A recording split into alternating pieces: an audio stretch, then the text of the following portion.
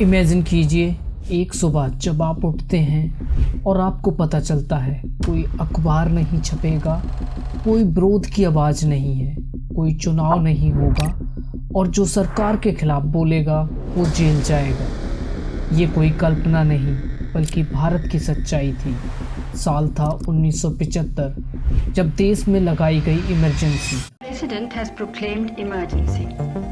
This is nothing to panic about.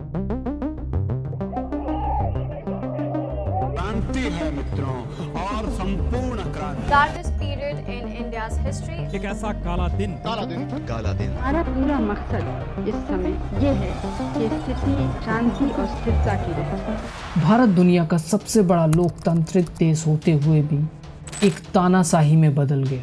अब आपके मन में सवाल आया होगा, आखिर क्यों लगाई गई इमरजेंसी? तो चलिए जानते हैं।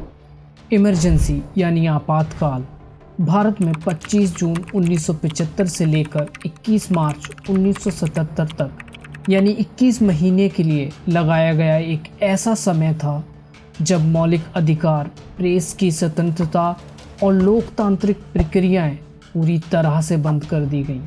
1971 में जब इंदिरा गांधी ने चुनाव जीता, लेकिन इलाहाबाद हाई कोर्ट ने उनके चुनाव को अवैध ठहरा दिया।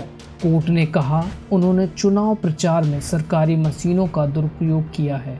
नतीजा, इंदिरा गांधी की प्रधानमंत्री की कुर्सी खतरे में पड़ गई।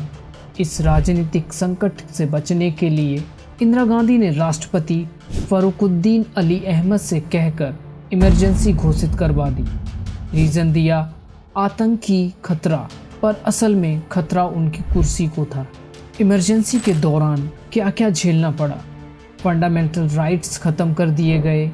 अपोजिशन लीडर जैसे अटल बिहारी वाजपेयी, लाल कृष्ण आडवाणी सबको जेल में डाल दिया गया। सेंसरशिप इतनी सख्त कर दी गई थी कि अखबारों को हर खबर सरकार से पास करानी होती थी। और उस दौरान नसबंदी प्रोग्राम भी चलाया गया जिसमें लाखों लोगों की ज़बरदस्ती नसबंदी करा दी गई। जब जनता चुपचाप थी और सरकार बोलती थी सिर्फ वही जो वो चाहती थी।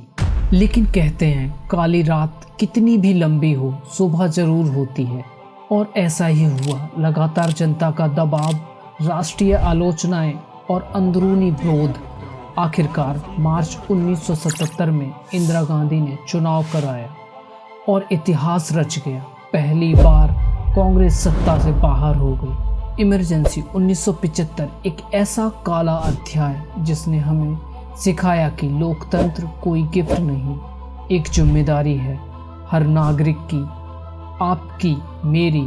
इसलिए ज़रूरी है कि हम अपनी जिम्मेदारी को हल्के में ना लें। अगर आपको लगता है कि ऐसे इतिहास को जानना ज़रूरी है तो इस वीडियो को लाइक करें, कमेंट्स करें और द फैक्ट हब को सब्सक्राइब करना ना भूलें।